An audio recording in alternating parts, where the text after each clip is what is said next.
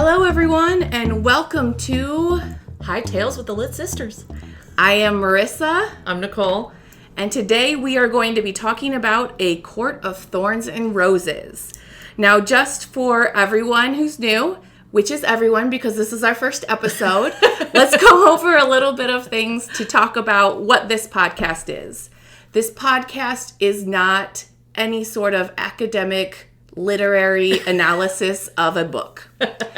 This is very much the podcast for those of you who want to be part of a book club, sometimes don't have enough time for a book club, or don't have the local friends for a book club. Or don't like people. Book club.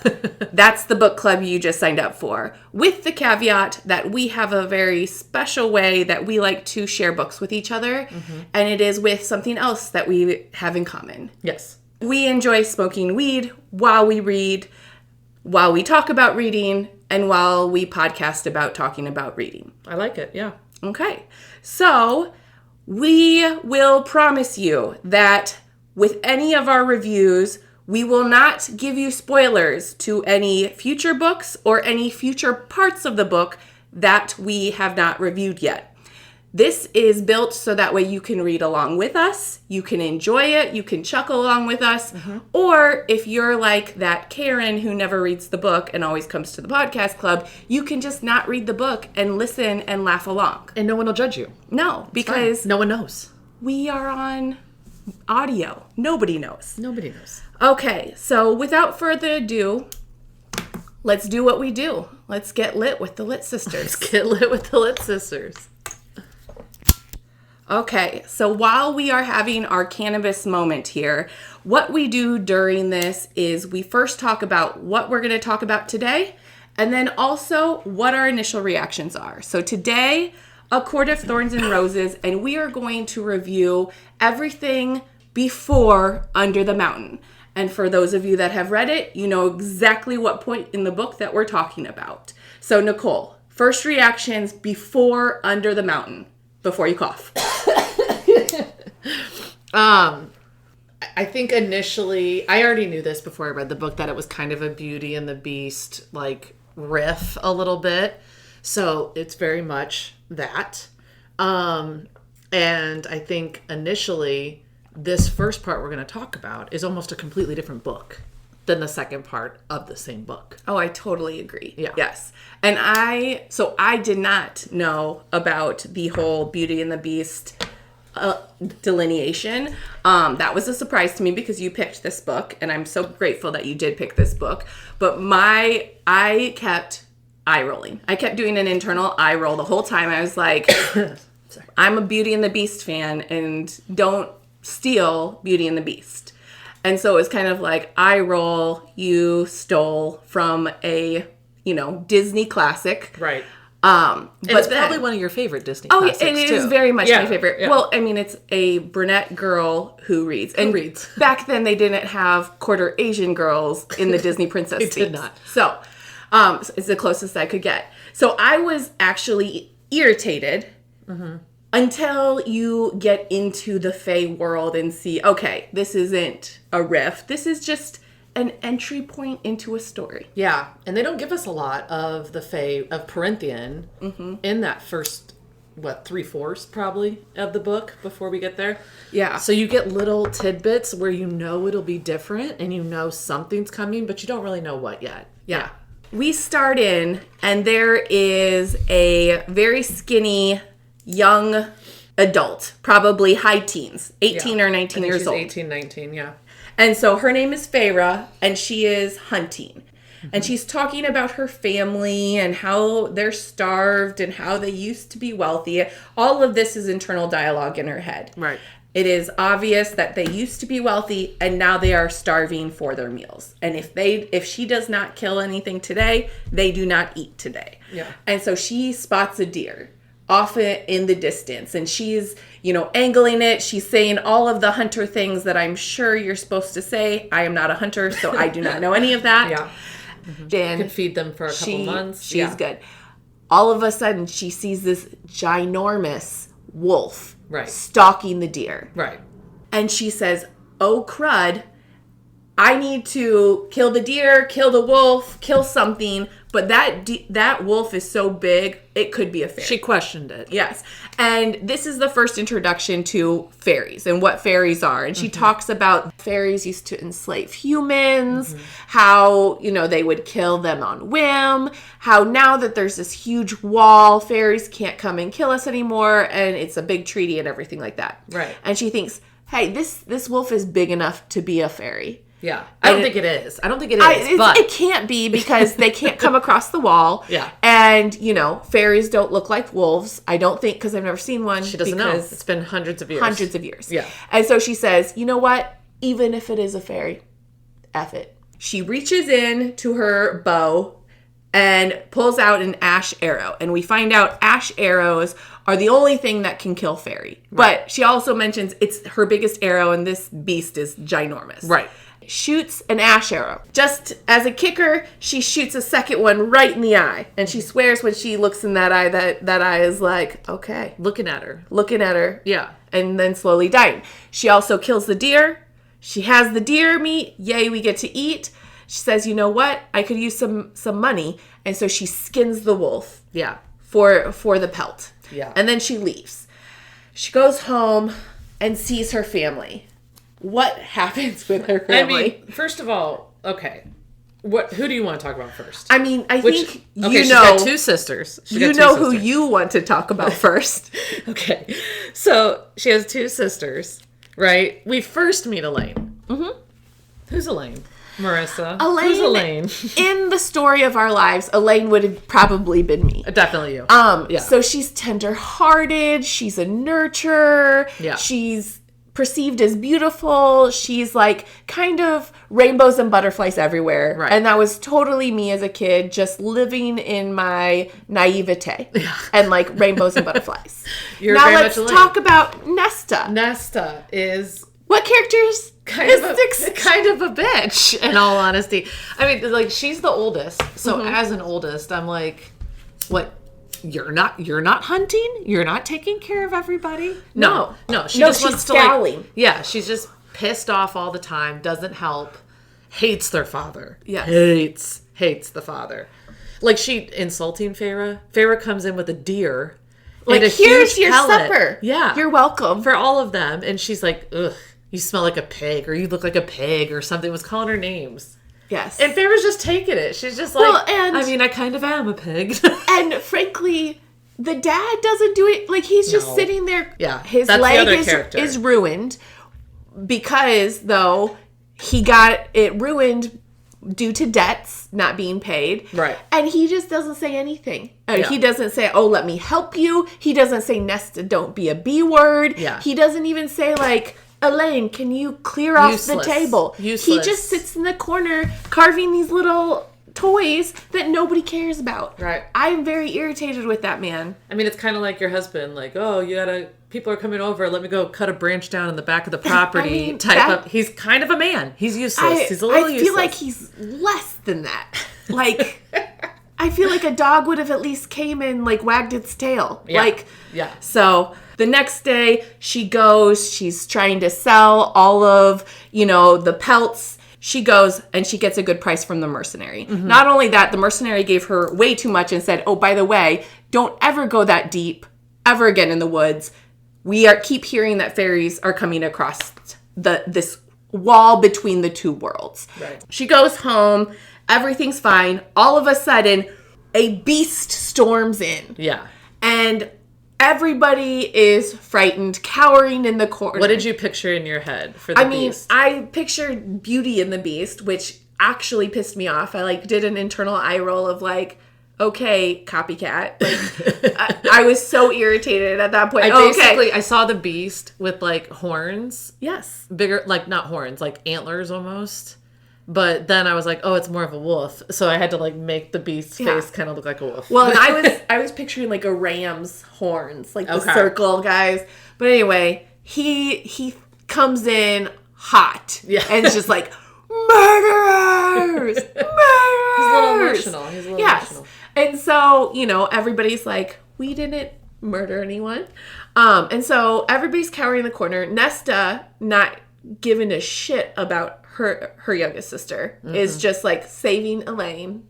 Rainbows and butterflies, Which, Elaine. thank you, by the way, for saving me, because that would have been me in the corner I'm being like, Feyre. I don't know what you're talking about. Maybe that monster wants to be pet. Like, and the dad doesn't do anything. He's cowering, probably wetting himself. Yeah. She didn't write that. I was just making it up. And so Feyre stands up and was like, hey, sorry about ya. I didn't know it was... I didn't know he was a fairy. He looked wolf. like a wolf. She actually didn't say that, which irritated me because I was like, you could have just been like...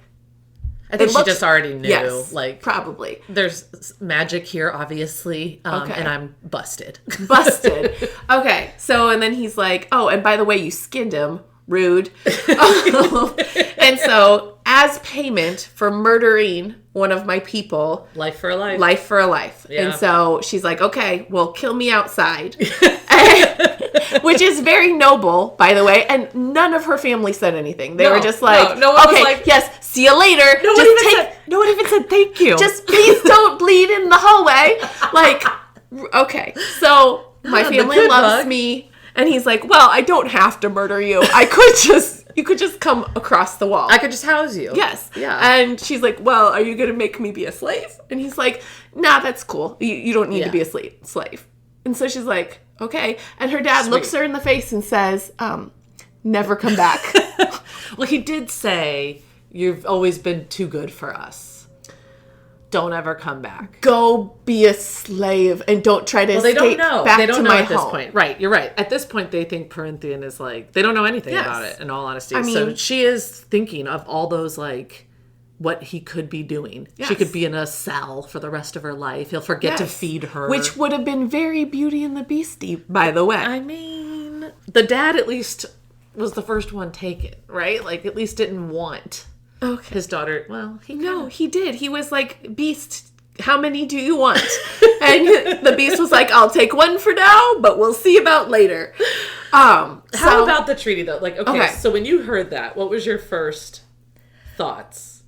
This treaty, I want proof. Like, I literally out loud went, what? It sounds like you're making it up, dude. You could also just come live with me. Wink, wink.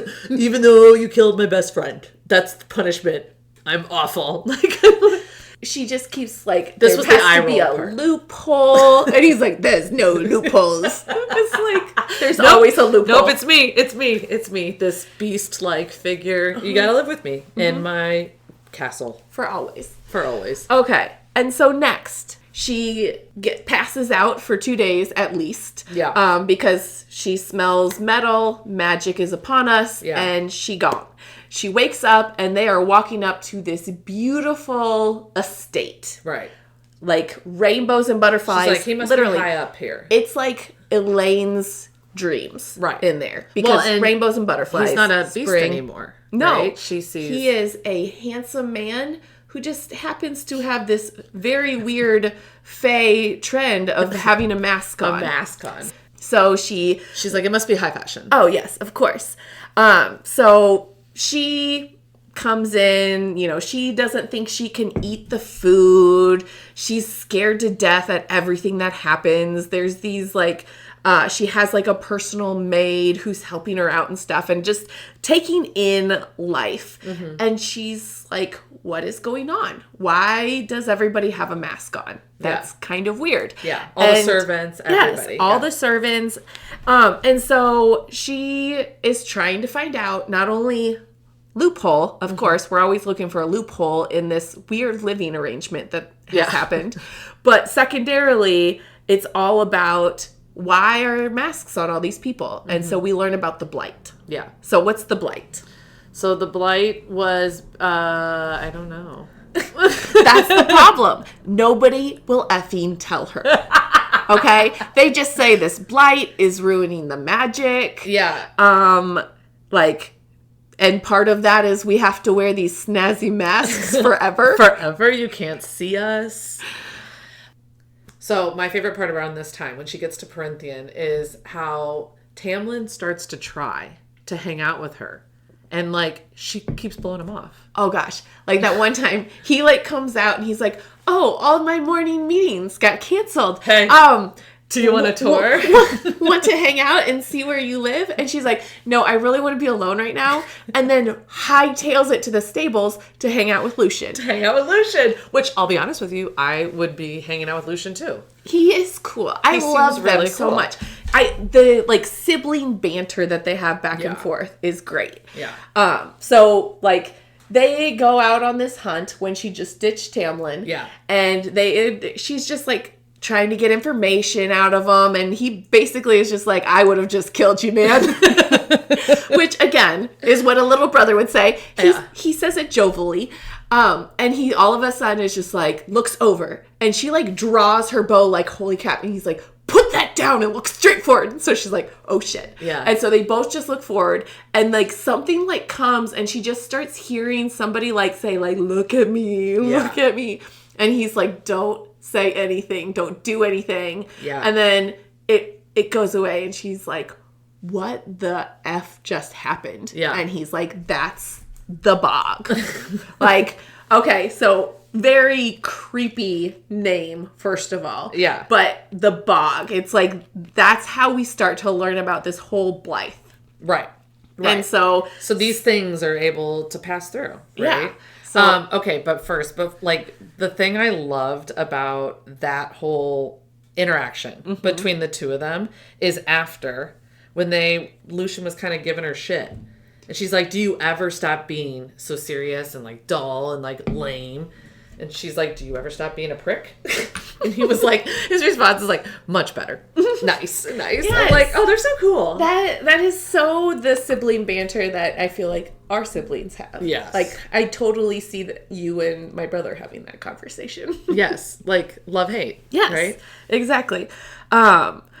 Okay, so she's just trying to get away from Tamlin, but slowly she starts to see a couple of things.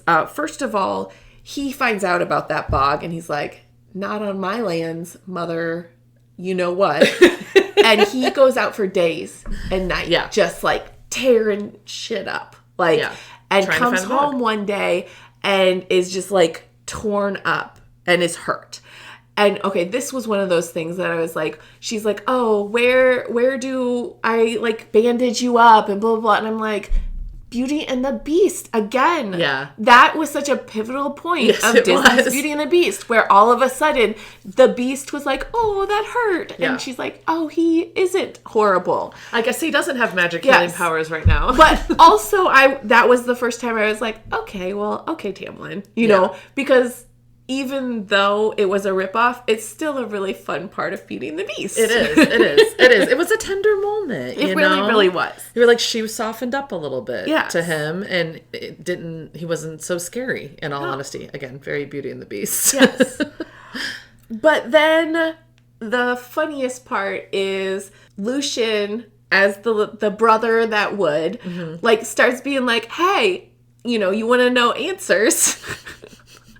If only there was like a witch or something that would just have to tell you the answers to anything you asked it. And if you wanted to maybe catch it, which would be so stupid of you, like you really shouldn't do that.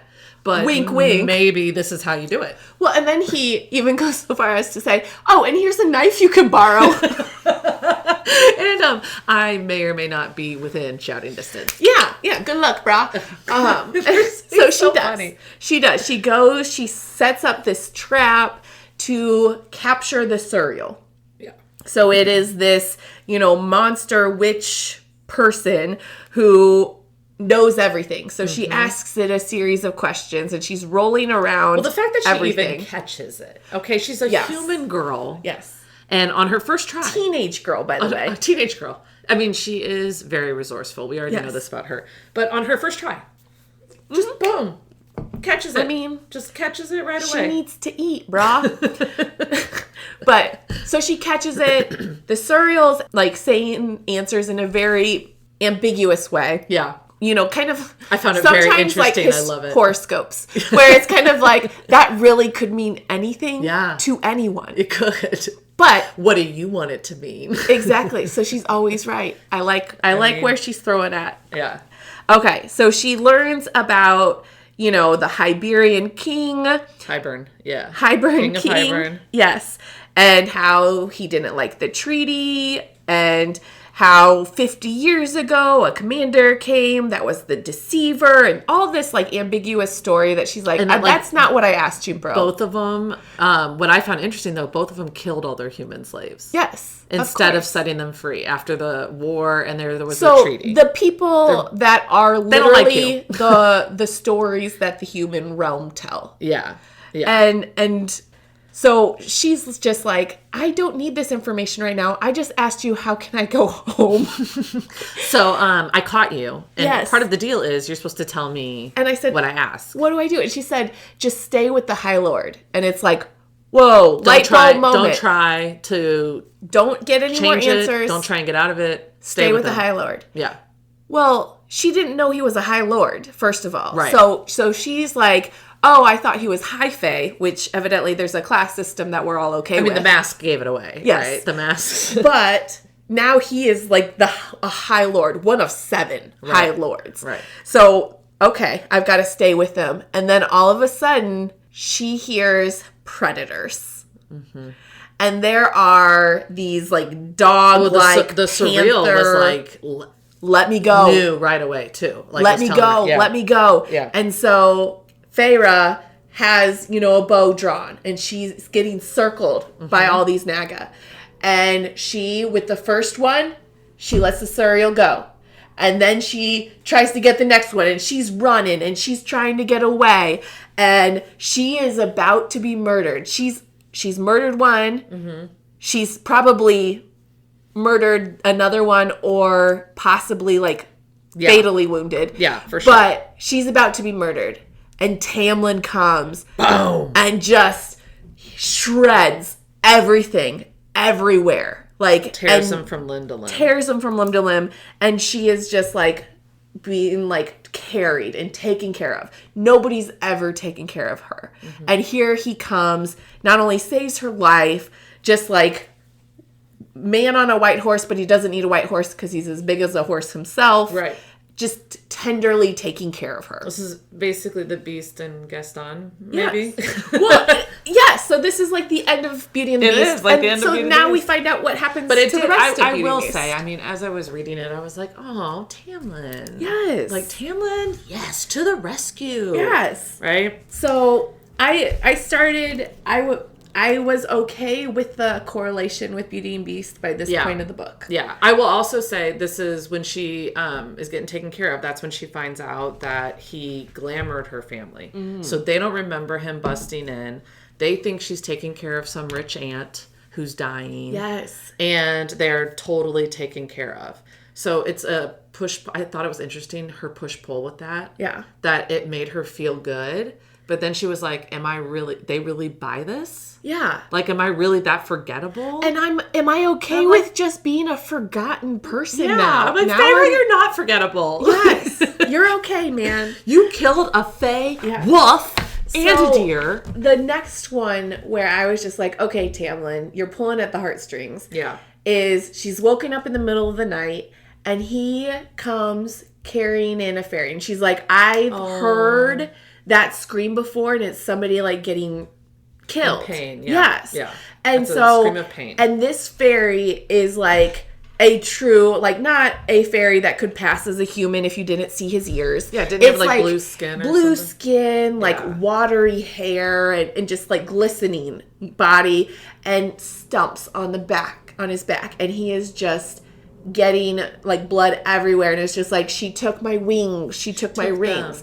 And this is another reference to whatever she is that everybody's scared of.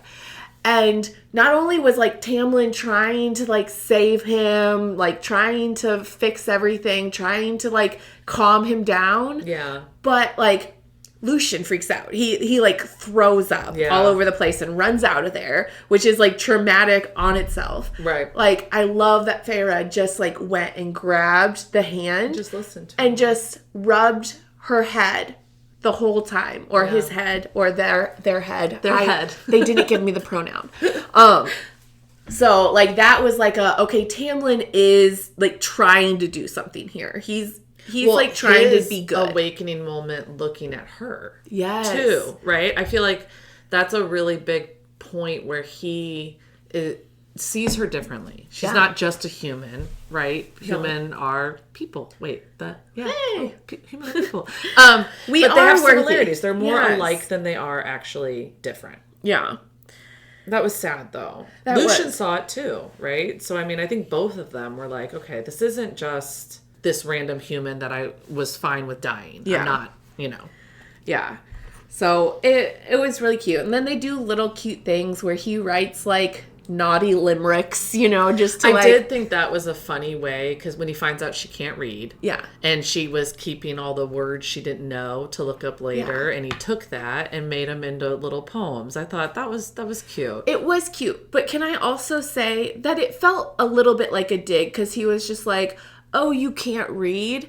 And he was like, with all of your, like, other areas that you did well, like, despite of all that, like, you're fine. Yeah. I'm just kind of like... Or was it... I also did kind of think it was like oh, you can't read? I'm really good at poems. Yes. So it was just kind of like... It was an attempt, though. It was an attempt, but it was an attempt to be like, I'm still superior, but, oh, honey. Yeah. It was like a pity. I don't know. I did not find that... I did not like that part. You were glad that the Beauty and the Beast ended. No, well, it was just one of those things where it's like, you could have handled that better, bro. Like, let's learn from this. Like, that's true. Okay, so let's talk about this blight. Animals, monsters, whatever, keep Tamlin's coming out. A lot, right? Tamlin keeps leaving, and she, like, is talking to Tamlin, and Tamlin's just like, go hide. Like, get away from here. Yeah. And she's like, oh shit, where do I go? I'm in the middle of this garden. So she, like, hides behind a bush, but not very well. And Tamlin and Lucian start walking towards her. Yeah. And she doesn't see it. But it's just like this misty thing, and it's like the, like, blood-curdling voice. Yeah. And she finds out it's this monster, or I don't even know what to call it, a fairy, I guess. That's the correct term. Yeah. Called an adder. I pictured from Marvel, who's the one that's Thanos' right hand? I don't know. He's like gray and he has like no face. Oh, yes. My mind. Yes. As the otter. Yes. Is that how you say it? The otter. Yes. Yeah. So he's like taunting Tamlin. He's like, you're full of fear even though you have a heart of stone, and like just all of this like weird shit. And she's like, she's not happy. Kept referencing she. Yes. Who is this she that everybody's scared of? Yeah. We've seen Tamlin turn panthers into ribbons, and he's scared of a she. Like, who is this person? Yeah. What is Tamlin's place in all of this? How much control does he have? Who is this she? Yeah. What is actually going on here? I'm kind of thinking, listen to the serial and stay with the guy that you just saw cut people up. Everything is telling you, get the fuck out of here. They don't know. There's stuff going on here. You got to get out of here. But yeah, the surreal saying, stay with the High Lord, stay. The Elaine in me wants to hide behind Tamlin. Right. And because even if you went behind the wall. Yeah. But then watching something scare and make Tamlin mad, I'm like, okay. Yes. Now I'm questioning all of this. So there's a fair amount of fear, but also I'm eating every day, so I'm okay with it. Yeah. That's where I am mentally. And my dad told me not to come back. My dad forbade me. So now we get to Fire Night. Yeah. How do you say that? Calamai.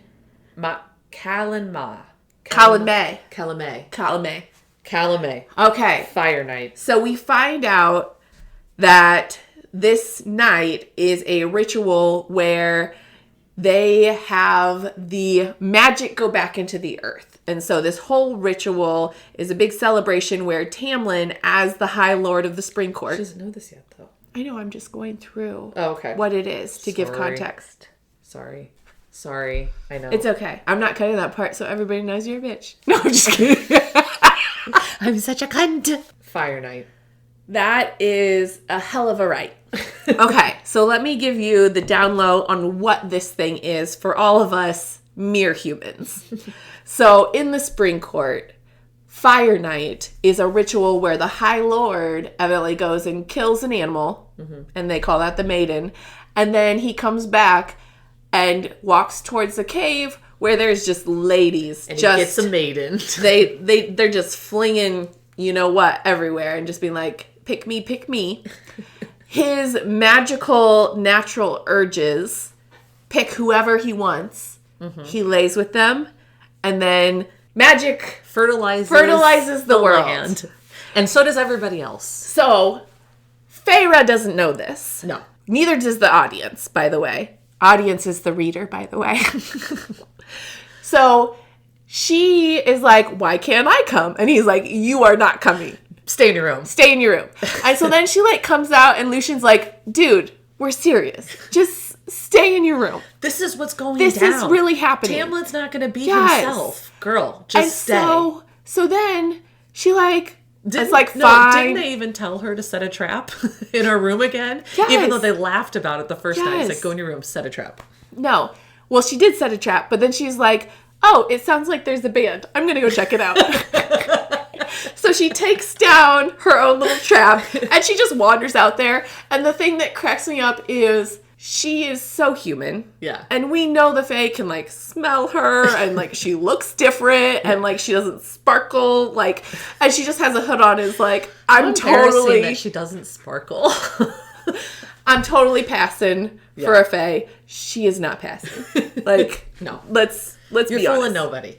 So these three, like, creepy fairies come up and are like, yes, this looks like a tasty treat. Yeah. And so she didn't say no thank you. She said, oh, let me gingerly walk with you towards the edge of the forest. And they're like, we've got a maiden and everything. She doesn't know at the time that they're, like, basically trying to set her up to be sacrificed. Yeah. And all of a sudden, this, I guess, creepy in a cute way guy comes up. Is that how you felt? Well, they described him as very attractive, but also, like, mist of shadows around him, which makes me get the creepy vibe. Like, this feels... So I saw, like, Lucifer. Did you ever watch the show Lucifer? Yes. That guy. Oh, how he had, like, a kind of creepy hot guy vibe. I could totally see that vibe. Yes. And what was your initial reaction to that vibe? I mean, initially, I'm like, just the way he was like, oh, sauntering. I've been looking for you. Yes. And very feline. Yes. Right? Like cat. But were you attracted to that cat? Not right then. Okay. She said he was very attractive, but there are very attractive people who are I sleazy. totally, like, pegged you for somebody who'd be like, oh, yeah, because you are totally into the bad boy. Well, let's get a little further in the book, and I'll tell you. Okay. Right now, I was just like, it's familiar. Yes. He knows her. Yes. She doesn't know him. No. That's the impression I got. He's kind of like you said, I think sleazy hot guy. That's why I was like, ooh, okay. So he, to me, was like the frat guy trying to hit on the high school girl. That's the vibe I got when I say, like, creepy vibe. Where he's like, oh, let me save you from these creeps. I mean, they are like 500. They're like 500 years old. They are. Yes. This is Resand, by the way. I don't think we said his name. No, but we shouldn't. Yeah. Because he's... Mysterious. He is. So he saves her from these three creepy guys, and then she's like, oh shit, who's gonna save me from you? And so she's, like, slowly backing up, like, okay, nice to see you, okay, bye. But then, like, he then turns back around to walk away, and she's like, oh, but why are you here, man? So it's like, okay, if you, like, can you just go human somewhere else, please? Or do you have any self-preservation skills whatsoever? No. And so finally, of course, you know, Lucian sees her and is like, what the hell are you doing? I just see, like, a big brother going, get the hell out yeah, of like, here, them. My parents are going to get so mad at us. I'm going to get in trouble. He, like, rushes her back to the house. Yes. And is like, seriously, man, he has to do this thing, like, and explains it to her. And frankly, she wasn't as shocked as I feel like she should have been. True story. Like, first of all, you put yourself in a lot of danger. Right. Second of all, Tamlin's fucking someone. So, again, she's like, okay, I hear you. I'm going to my room. I'll go to my room. I'll go to my room. She goes to sleep for just a little bit. As soon as like the drums stop, she's like, 2:00. We're good. Like, and she leaves. Yeah. And it's like, girlfriend, did you not hear like stay in your room? Stay in your room. None of you that. will die. She obviously has never been to a party. No. Because... Okay, pause on that because 2 a.m. is late for me. So I would totally have been like, the party stopped like 3 hours ago, right? And given her a little bit of grace, she didn't eat dinner and all of that. She probably should have been more focused on eating dinner than sneaking out to a party. Where fairies having an orgy. I mean, let's... So, in the hallway that she repeatedly was told to stay out of, Tamlin, with the musk of magic still in his eyes. Yes, just feral. Like, comes up to her and was like, I thought I told you to stay in the room. And I'm sorry, that was a moment where I was like, ooh. Okay. Ooh. Okay. Oh, Tamlin. Yes. And he was just like very lustful for her. Yeah. And he warned her by giving her a nice licking / then like bite. And of course, I like a good hickey, you know? A fairy bite will give you a heck of a bruise. Right. Or so I read. So she has a nice hickey. Yes. So she is kind of like, okay, Tamlin, maybe this eternity isn't going to be so bad. Mm-hmm. And she's like getting ready for the morning. And she originally was like going to try to cover it up, not to embarrass anybody. And she's like, screw it. He did it to me. And she even like widens the collar a little bit and goes down there. You know, Lucian looks at and just starts cracking up. And this is like so what a brother would do. And he's like, what happened there? And she just looks at him and is like, ask Tamlin. And Tamlin is pissed. And she's like, oh shit. Like, no, he wasn't. Yes. He was pissed that she got out of her room. And he's like, she deserved it. Well, I didn't get pissed off of it, I guess. I got like, I bet her neck. And then he responded to her getting pissed.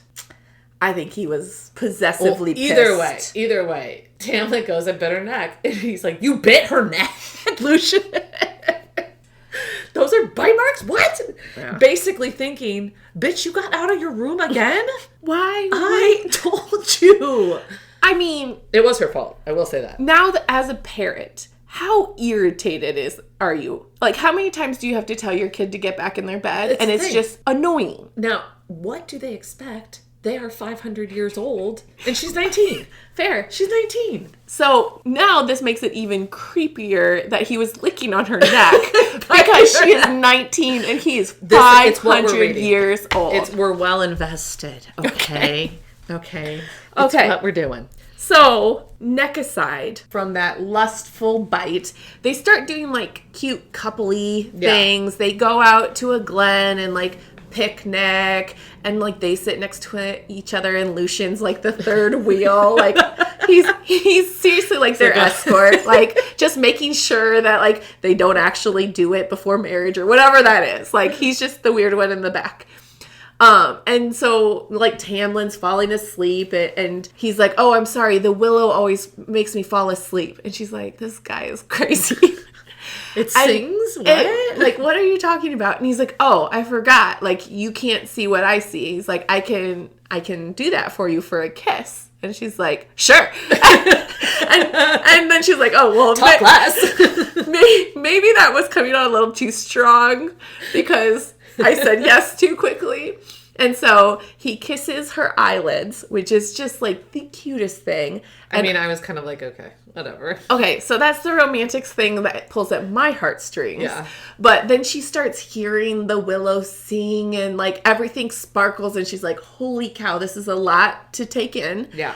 But she totally, like, the willow actually sings a melody. Yeah. And then they both take a nap together. So, like, just cute little things like that. But downstream impact. I already know what you're going to say. She wakes up the next morning and she's just like, oh, I had a romantic time. Everything is wonderful. Everything's sparkling. Holy cow! Who is that? And it's this, like, brownish skin like lady like that looks just crazy, and she but has a mask, so she knows that she's part of the spring court. Yeah, she's like, where is Alice? Like, is she sick? Is she sick? What's going on? Like, please stop touching me. And this girl just like keeps rushing her around and is like, what are you talking about?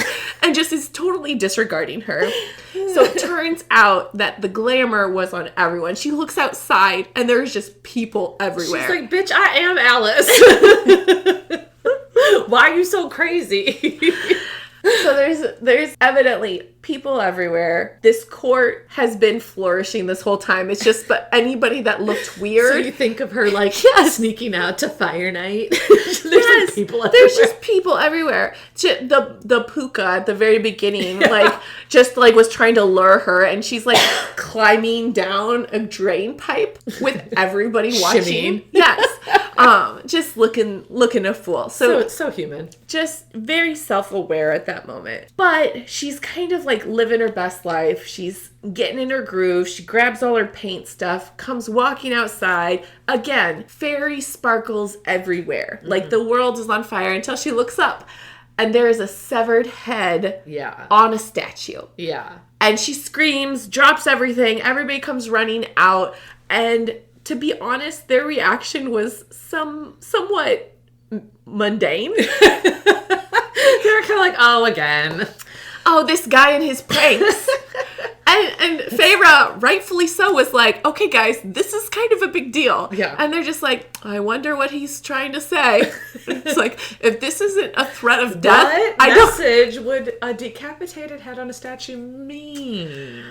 Yes. So that's interesting. Yeah. That made me very aware of like the corporate politics of... Yes, it felt very much like jock groups from rival high school. It's like, okay, what high school did you go to? We went to the same high school. I did not go to that high school. No, the movies, right? Like Bring It On, when they're like, oh, Night Court thinks they're so funny. It's like, Spring Court's gonna get them next.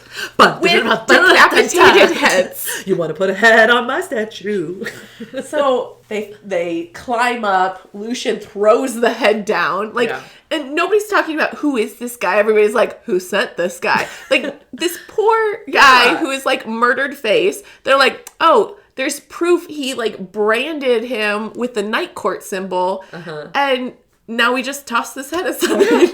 Like, we're gonna have a service. We're gonna say some words. We know this was a prank, so who cares that this person was murdered? Ugh, shit's getting real. It really is. So this brings us to summer solstice. And this is a party that Feyre was actually invited to. It is a human-appropriate party. So congratulations, she gets to wear a pretty dress. So she actually doesn't reluctantly wear a pretty dress because historically she has not wanted dresses because that's bad escape route wear. So she's finally like, okay, I'm not escaping. I have a beautiful dress. Her hair's all beautiful. She goes downstairs. She sees Lucian. Everybody's dancing and hanging out. And, you know, she goes and eats the food and goes to drink the wine. And as a true sibling would, he is like, do not drink that. That is stupid. And is looking over at Tamlin. You can't handle it. Yes. You can't handle it. No. And she's like, oh, you said the same thing last week about some boysenberries or whistleberries or something like that. And she was evidently hallucinating. And he's like, no, seriously, that was a good prank. This is legit. And she's like, you know what?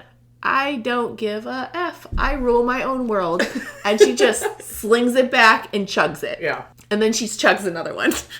And in true, like, drunk girl fashion, she's like, I don't even feel it. Yeah, this is not a big deal. It's like the world is just amazing. Every college girl being like, there's nothing in this jungle juice. As she's hallucinating. Yes. And so she is just like feeling the music and is just really living in the moment. Yeah. It makes me feel like there's probably ecstasy or something in that wine, in that fairy wine. Or it's like shrooms. But she is just going, and all of a sudden she sees this very attractive fiddle player.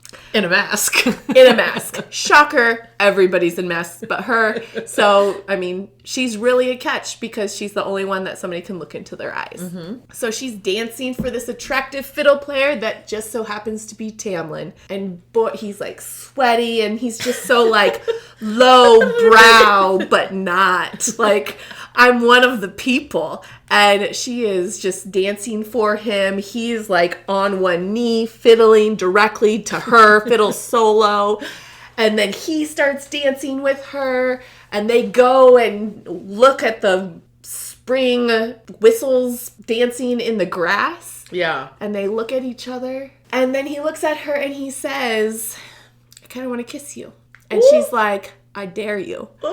And they make out a little bit. It's so cute. And she likes it, and it's just, like, the best day of her life. It's very sweet. Which, if actually you look back on her life, there was never a way that she would have ever had a night that magical in her previous life. Right. So, she really is living a dream. Even minus the magic, she wouldn't have had an evening that magical. Exactly. Yeah. So, she is just, I love it. I'm happy. Yeah. The world is rainbows and butterflies. Yeah. I know how Elaine feels.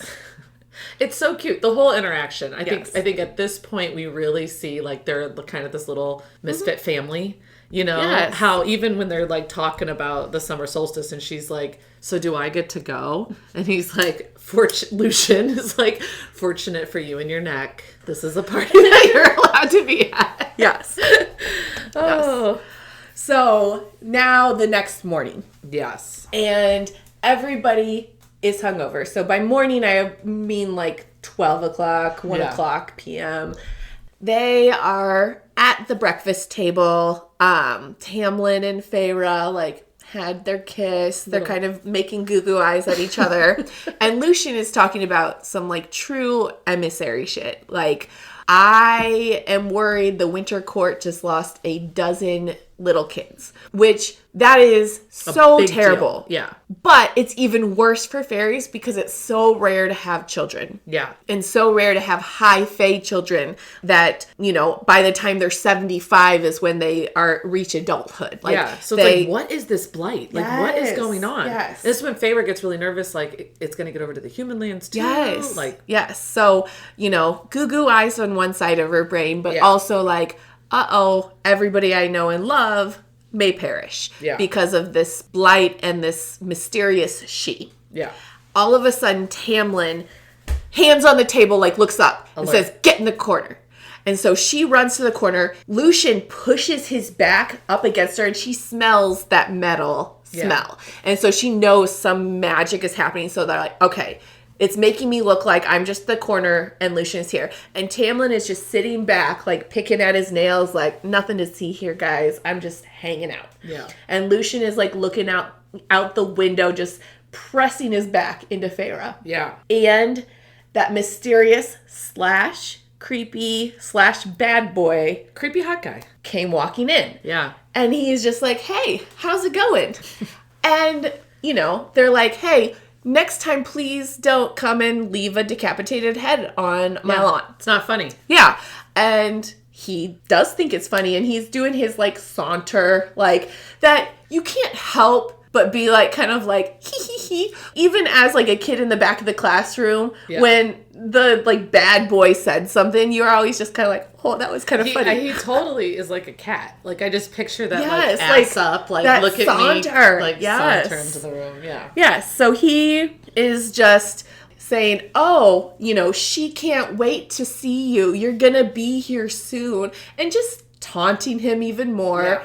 And Tamlin's like, just go away and leave us alone. Yeah.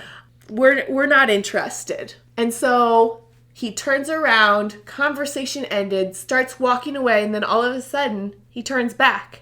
He forgot to remove the plate. There are 3 place settings. Yeah. There is only 2 fairy. Rhys knows something is up. Yeah. And so he goes around, and he sees Feyre. Yeah. And this is terrifying. Yeah. Like, holy cow.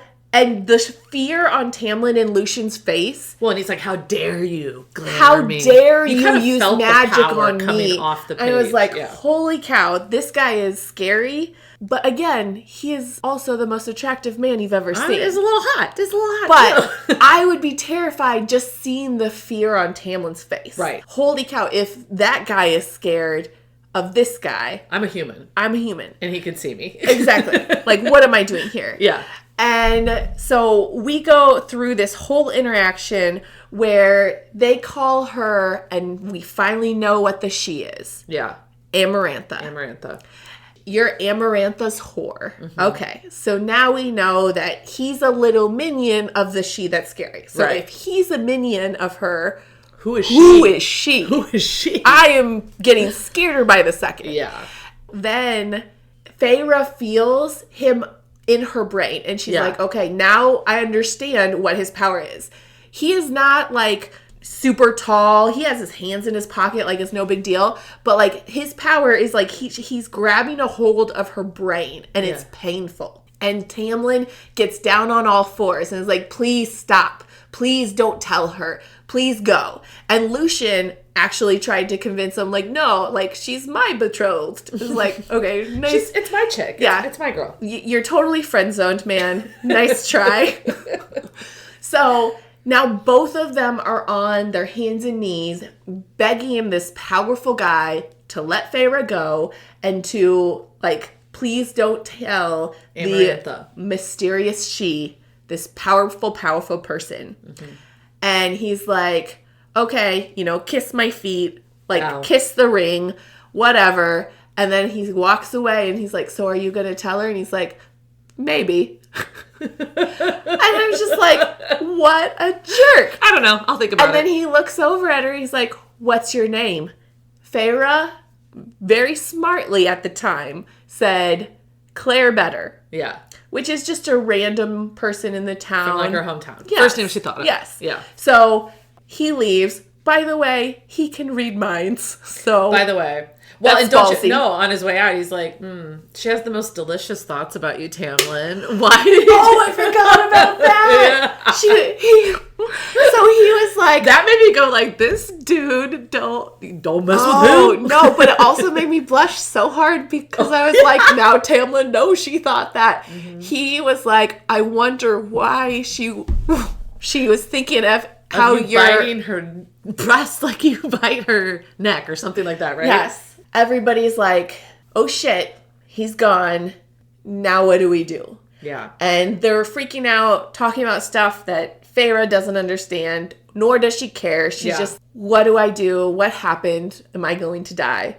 And Tamlin says, no, just go to bed. Okay, just pause here though. Just go to bed. Don't worry your pretty little head about it. I got this. And she does. She goes to bed. And again, I would do the same thing because I was like, I don't know half the crap you're talking about. So she's trying to sleep. He comes in the middle of the night to her room, sits on her bed and says, I'm kicking you out tomorrow. You gotta go home. You don't have to go home and you can't stay here. So she's just like, well, no, because remember... Reese told you I wanted you to bite my boob. And he said, how would I just do it now? If we only have this one night. Yes. And that did feel very like what you would see in like 1980 movies where it was like, I'm going away to war and tonight. Doesn't that actually happen in Pearl Harbor? Yes, it does. So he did that. In every war movie it happens. He Pearl Harbored her, where he said, hey, I may die. Yeah. But actually, in this case, he said, you may die. So might as well bang me. I'm immortal. Yes. So for you, this is rough. This is kind of a big deal. We should probably see where this thing goes. But only for tonight. Only tonight. Only tonight, and then you have to go. So they enjoy each other all night. As she wakes up and he's going and she's like, no, don't leave. And he's like, if I stay, you won't get any sleep. And she said, I don't care. And so then they bang a little bit more. And then the next morning, he actually kicks her out. And Lucien's pissed. she walks by, like, already in her, like, new human clothes that just look more ridiculous Yeah, than and he's masks. like, I thought you were smarter than this. And she's like, I'm getting kicked out. He told Talk me. to him. My landlord's kicking me out. It is not my doing. But you're right, I'm probably shameful. Like, she felt instantly bad. Like, it was her fault, even though it wasn't her choice. Oh, by the way, Tamlin also, like, did another move where it was like you're laying in bed and the person's going to sleep, and then the person, like, whispers stuff to you that they think you're asleep so you don't hear it. And so, like, she's sleeping almost and she hears, I love you. And she just still pretends like she's asleep. And I feel like... No, she's thinking. He didn't say it. No. She heard it and she was like, that's a lot right now. You're kicking me out. You're kicking me out. Just slept with me like twice. So let me digest this. Yeah. And so then he walks her out and then he says it again to her face. Yeah. As the carriage is like... As the carriage goes away. But not like the carriage has gone away. Like, they were face to face. Yeah. And she still just... She said, thank you. I know, right? Or awkward. We don't know. She just, in her head, was saying, oh, I wish I would have said something. At this point, she does think she's coming back, though. Yeah. Yes.